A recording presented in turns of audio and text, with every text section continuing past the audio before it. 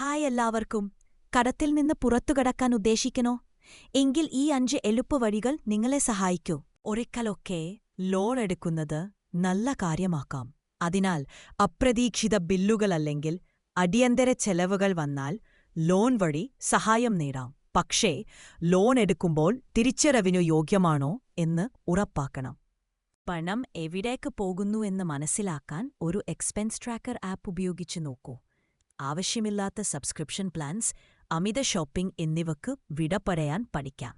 കച്ചവടം ചെയ്യുമ്പോൾ സ്മാർട്ടായി ഷോപ്പിംഗ് ചെയ്യൂ. കൂപ്പൺ, ആപ്സ്, ഓഫേഴ്സ്, ഡീൽസ് എല്ലാം ഉപയോഗിച്ച് പരമാവധി സേവ് ചെയ്യാം.